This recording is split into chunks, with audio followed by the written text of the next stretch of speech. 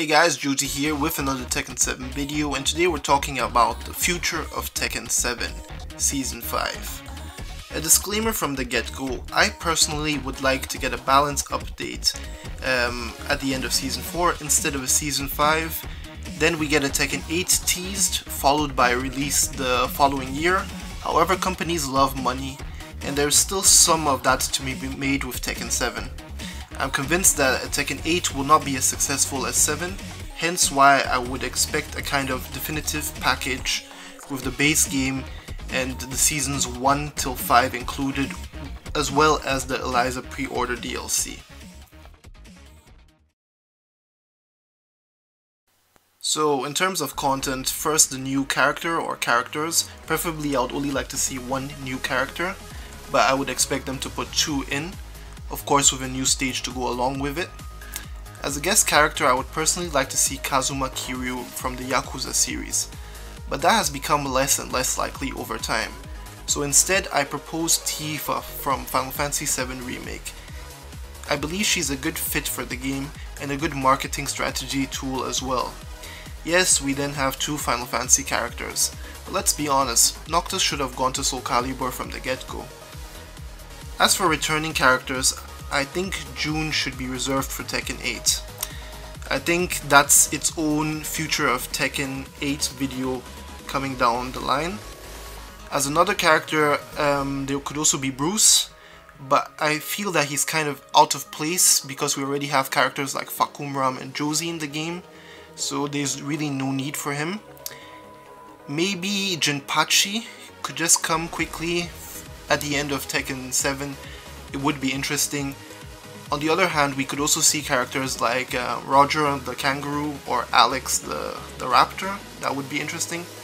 Personally, I don't know what character I want, but you can go into the comment section and let me know what returning characters and guest characters you want to see. Ah yeah, and add Mokujin for free as well. I mean, it's not a big deal, but it would just be a nice gesture.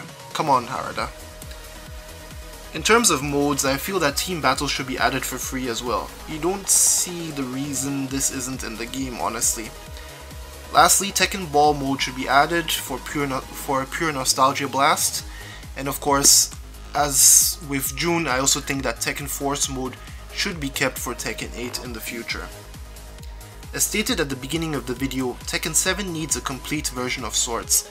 A lot of people who had old memories of Tekken complain about the character DLC model, or the fact that they can't buy a version that lets them all the content in one go. An issue that isn't helped by the fact that Bandai Namco has all these versions, Deluxe, Rematch, Ultimate, but nothing gives you more than Season 2. We need a definitive version to coincide with the PS5 and Xbox Series XS releases. This would also contain Season 5 so that when the content releases, they get it at no extra charge. Of course, this would also need an upgrade path for the base game and season passes, preferably free. Oh yeah, and as a side note, please also give the Xbox One X the PS4 Pro enhancements. It can't be that people on Xbox are playing in 720p in 2021. To round out the package, there should be a bare bones tutorial like Tag Tournament 2. So a mode where Lee shows you the ropes of the game and says excellent when you execute the correct moves. It doesn't even have to be fully voiced, just text is fine. People don't really play tutorial modes, but it should be included to shut down some of the criticism always thrown at Tekken 7. What I would also like to see is that some of the PlayStation exclusive content comes over to other platforms as well.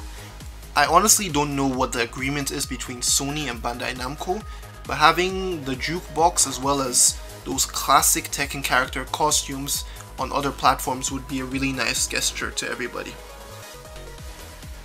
What I've realized with the release of Kunimitsu is that her mask is really a part of her identity, and it falling off during matches after taking a couple of hits isn't really something a lot of people like, so there should be an option in the customization so that you can have it that this accessory doesn't fall off and is permanent. And yeah, that option should also be given to Nina, Anna and Katarina, and as well as Shaheen, because they also have things like Shaheen's turban, which fall off during a match, and yeah, we should be given options for that.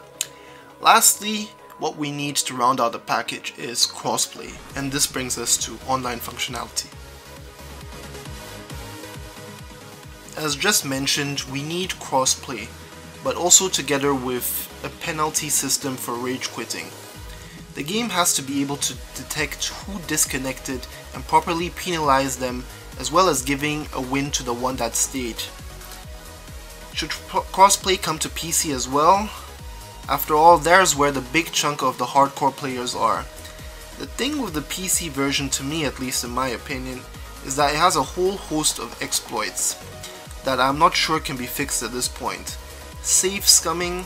How is it that online data pertaining to rank and wins is saved locally instead of online? And then of course we have all sorts of cheating in various other forms. I mean, the devs have promised stuff in this regard many times, yet the community doesn't expect them to deliver.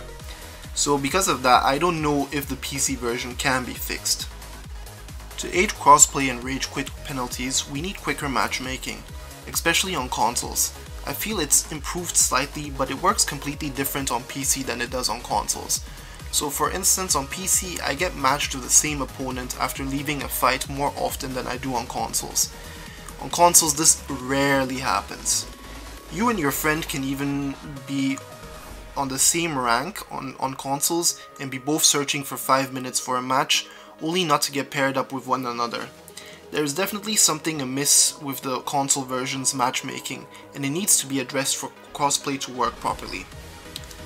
Furthermore, for player matches, we need spectator slots. I think this is something we could really use, and if possible, could we also get a 2-player online practice mode? This would really help people who are just starting up the game to get help from more experienced players. As well, I'd also like to know from all of you watching the video, let me know what you expect from the online functionality in Tekken 7 if we get a Season 5 in the comment section below, and then we move to the last point, balance changes. So in terms of balance changes, I don't really think most of the characters need new moves this time around. Maybe some characters could use some, but the majority doesn't need them at all. So I'm just speaking off the top of my head here. So what I feel is that top tier characters should be taken down a notch, and then for starters, Fakumram in itself, he needs more block stun frames on all his key moves. It's a pain punishing him, especially when you're online. And then as a side note, I think Lucky Chloe should actually be buffed, and then in exchange for that, her Kali role should be nerfed in some form. As for Kunimitsu, I don't really play her, but a friend of mine complains that she has inconsistencies with some of her combos, so I think those should be fixed, as well as nerfing some of her wall travel. I think she came at a time when most characters were getting their wall travel nerfed, however, she just had insane wall travel. And then yeah, Lydia on the side, she needs buffs for sure, however some of her combos do too much damage, and I feel that that would be the trade-off. And I also think that she's one of the characters who could use 1 or 2 new moves, especially good ones to help her overall. So now we come to more specific changes. Remember, this is just my opinion off the top of my mind. So first up, the electrics. They've been buffed insanely, and I think something needs to go, especially because all the Mishimas themselves have also been buffed insanely over time. So either the tracking to the weak side needs to go, or the whiff recovery. Personally, if you ask me, I think the whiff recovery needs to be reverted from version 3.33. Speaking of Mishimas, I play Devil Jin, and for Devil Jin I feel that his Demon Steel Pedal, so his back 4, needs to be buffed. The hitbox, it's very inconsistent on grounded opponents. Kazuya's is far more consistent, and I don't know why. And then we have Rave Kick, so up forward 4 with the guaranteed back 4 afterwards. I think this is not as bad as it used to be, but I still think it's a bit too much. I don't know what needs to be done here, but it needs to be nerfed in some form. And lastly, the Hell Sweep. I think the second hit, the mid, does too much damage, and yeah, it should be taken down a notch. In terms of Kazuya, his down 1+2 on block, I feel that it should be now -15 or even -16, because with the new move he received in Season 4, he has more devastating combos out of it. So it would only be fair if he, of course, would also get a trade-off in that. In terms of Heihachi, I feel that his tracking Hell Sweep he received in version 3.33 should be reverted, so it tracks to his weak side as well. It's because Heihachi has been massively buffed, especially in version 4.20, so I don't think he needs this anymore. Now we come to Kazumi with her instant running 2 or while running 2. This new move she received in Season 4. The problem with this move is that the inputs make it so that it's now difficult to just run up to people and jab, because she already has something on while running 1. So yeah, this should be now put on maybe a different input so that it's easier for people to like run up and jab people. Yeah, and now we come to Lee, my guy. I think back 4 needs to be reverted to before how it was in in version 3.33. I think the whiff recovery was unnecessary. And yeah, I've realized that he's had a lot of inconsistencies with his combos, especially in Season 4. So in some way that should be looked at. And yeah, speaking of inconsistencies, forward 2-1. This move wall splats or doesn't wall splat whenever it feels like it, especially when you're online, and this wasn't so bad in Season 3, it all happened in Season 4, I don't know exactly why. And we have counter it down 2, his new combo. I think this combo is just too hard to do. There has to be more leeway, so I think on hit it has to recover quicker for him to actually get the pickup more easy, and something has to be done with down 4, so down 4, neutral 4 at the pickup, because yeah, I also feel that that is a bit inconsistent for that combo. Whatever it is, it has to be made slightly easier, just slightly easier. Yeah, and then his wall bound move, the armor one, I feel that I could use some more block stun frames. And then the same also goes for Miguel's version of that. This could use even more block stun frames. It's really crazy. Speaking of block stun frames, Master Raven aka Maven's forward 3 could also use more of that. The thing with this move is that it's -14, but a lot of people don't even punish it with a 10 frame move because it has so few block stun frames. Next up we have Zafina. The thing with her is that I feel that she was nerfed too much in Season 4, so her damage should be a bit buffed in her combos, not necessarily with the Ender, but her other moves she uses in her combos. And in return, I think that some of the evasiveness on down 3 should be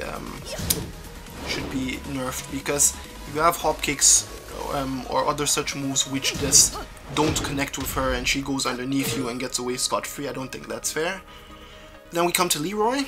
I think his Hell Sweep should work more like Demo Man, like Paul's Demo Man. So that means that it needs a clean hit to connect. I don't even mind if it does more damage like that. It just needs that because it's somewhat problematic for a lot of people. And yeah, apart from that, I also feel that maybe his